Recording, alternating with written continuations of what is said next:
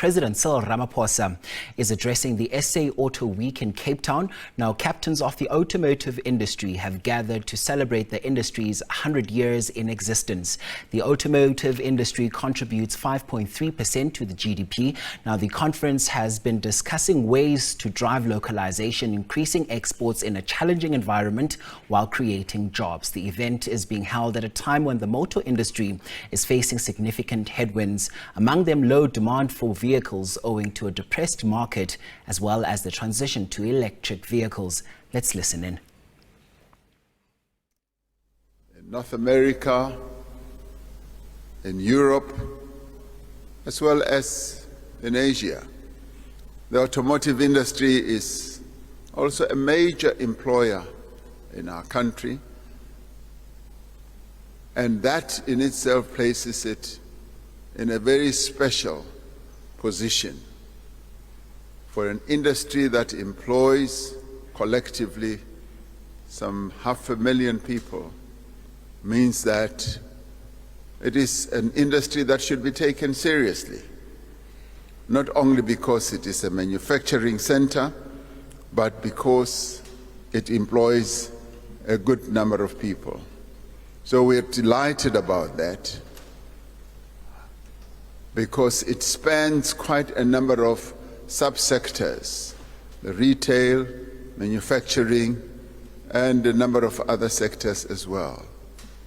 The sector continues to actively support transformation. As you may well know, that is a very important objective, policy objective set out by the government that I lead. Since it was established in 2021, the Automotive Transformation Fund has supported a number of beneficiaries, and we're really delighted about this. It has facilitated market access for black-owned as well as female-owned firms to the value of 4 billion and supported approximately a number of thousands of jobs across the industry value chain. This year marks 100 years of vehicle manufacturing in South Africa. This is a milestone that needs to be celebrated. Since the first model T Ford rolled off the assembly line in the Ford plant in Port Elizabeth, Gqeberha today, in 1924, South Africa's automotive manufacturing footprint has expanded exponentially. International auto companies are major investors in the South African economy. They have consistently featured prominently at the annual South African Investment Conference, which we inaugurated in 2018. Over the past few years, these companies have invested an average of some 8 billion rand a year. And we're really delighted that they come up to the stage and join a number of companies that make pledges. And I'm pleased to say that the pledges that are made by a number of auto companies are pledges that move from pledge to real investment in plants, in new plants, and in improvement of plants. Component suppliers have invested a considerable amount of money as well, some 4 billion rand on average a year. The industry giants like Ford, VW, BMW, Toyota, and others continue to demonstrate real confidence in our economy by expanding and upgrading existing operations. And from humble beginnings a century ago, this industry has shown remarkable resilience. The success of the automotive sector since the advent of our democracy is testament to the success of transformative industrial policy, and I'm particularly pleased that we have former Minister of Trade and Industry, as it was called then, now in Trade, Industry and Competition, Alec Owing, who used to be a comrade. I don't know whether you are still called comrade in the corporate world, a comrade in the trade union movement, but we're delighted that he's here, and as I entered, I stopped to give him a nice hug,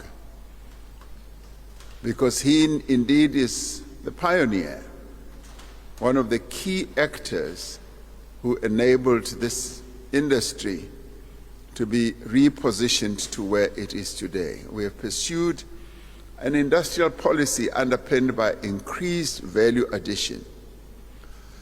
And through our support programs and master plan, we have striven to ensure that the automotive sector is stronger, globally competitive, and transformed. Through the Automotive Master Plan, we aim to increase the industry's contribution to global production and increase local content to about 60%. We aim to bring new companies into the value chain and increase value addition as well. Yet, even as we can celebrate the achievements of the last 100 years, the industry still faces considerable headwinds. Like all manufacturing, the auto industry was hit very hard by COVID-19. Global tensions and international conflicts have also disrupted supply chains. The global transition towards decarbonization presents a fundamental challenge to the industry as well.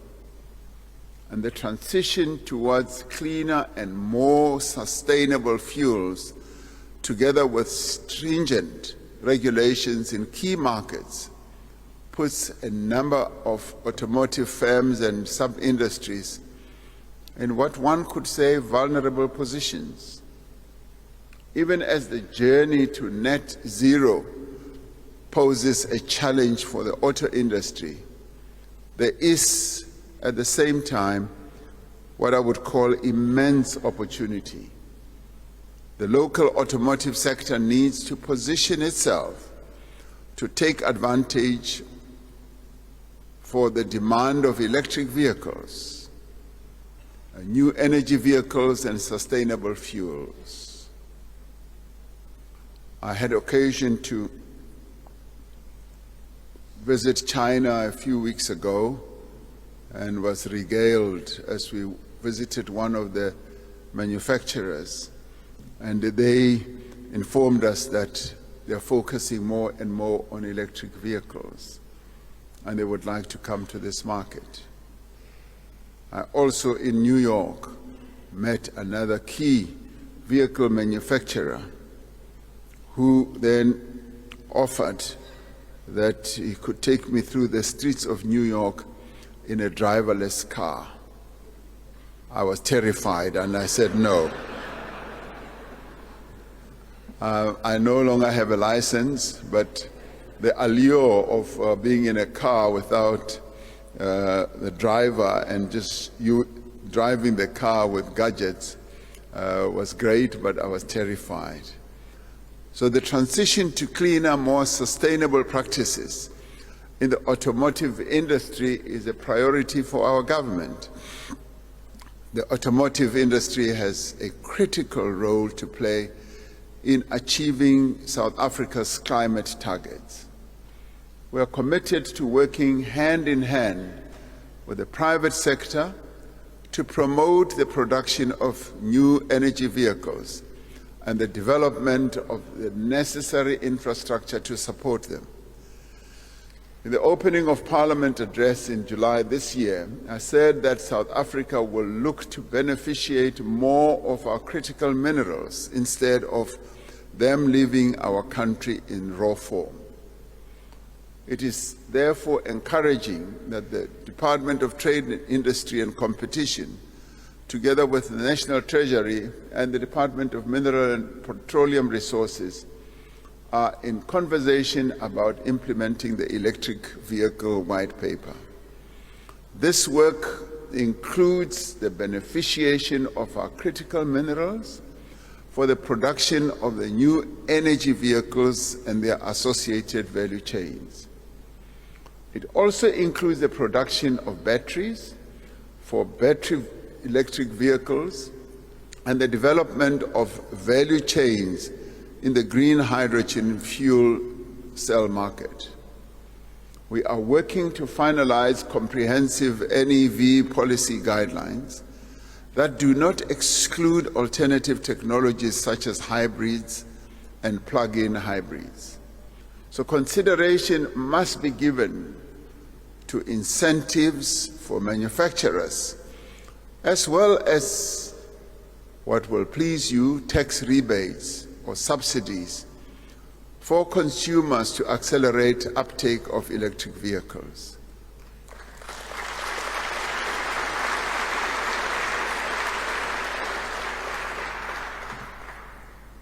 This is not just about creating a greener future, but also about ensuring South Africa remains competitive in the global market.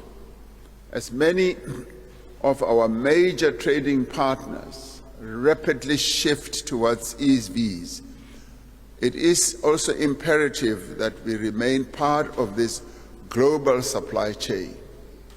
If we don't, we will be left behind.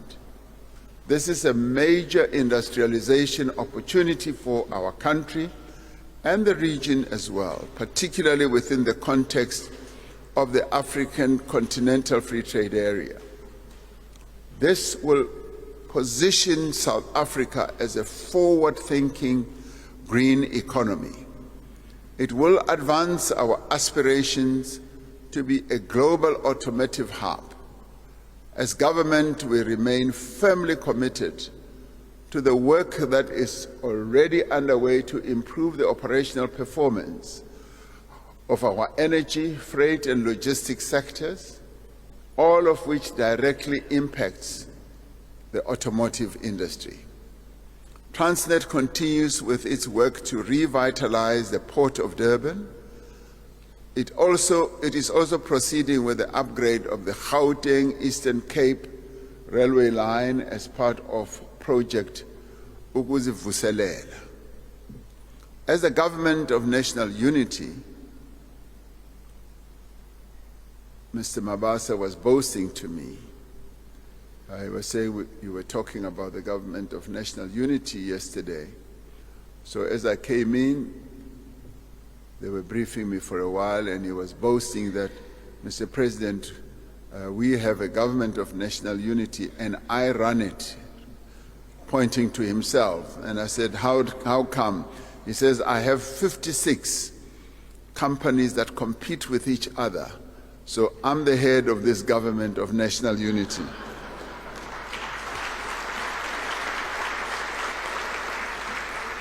So I said, okay, you beat me then. Maybe you should come do my job, because I only have 10. So he made me waiting on the wings to compete to be president of South Africa soon. But as a government of national unity, we have prioritized inclusive economic growth and job creation. When we signed our statement of intent amongst the 10 parties, we put economic growth and job creation as the #1 priority. We look forward to deepening our collaboration as government, industry and labor to achieve both these objectives. There may be headwinds, and there will always be headwinds, and there will be challenges at the same time. But challenges, much as they are there also lie opportunities side by side. It is up to business to take up these opportunities to grow and to harness them and to expand and to transform. And when it comes to transformation, I should say you are one of those industries that I have found to be forward-looking when it comes to transformation, not only in your use of technology, but in your commitment to skilling and upskilling a number of people who work in your industry.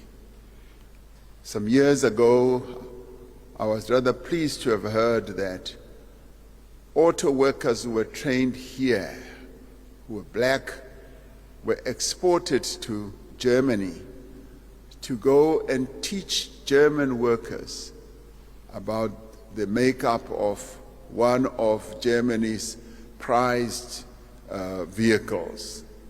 And it pleased me greatly that ordinary workers from the townships of Gqeberha had been sent to Germany to go and show German workers about a German product that had originated in Germany, how it should be made better.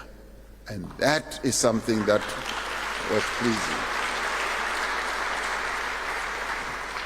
So you have continued to be leaders in a number of areas, and your commitment as an industry to transformation is what has made government to be also equally committed to supporting your industry.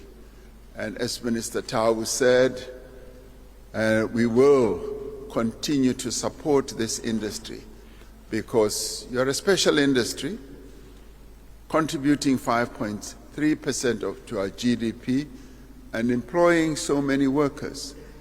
And we want to see more and more people getting employment in your industry, and we want to see more and more transformation so that those who were previously locked out of meaningful participation in your industry should also find ways of participating, particularly women and young people as well. So I wish you well in your deliberations and look forward to the productive outcomes of SA Auto Week. I really thank you and I wish you the very best. Thank you very much.